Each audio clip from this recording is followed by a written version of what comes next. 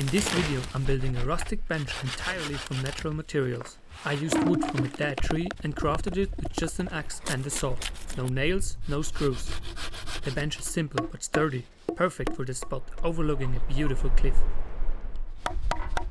Watch as I shape, carve and piece everything together using nothing but basic tools and raw wood from the forest.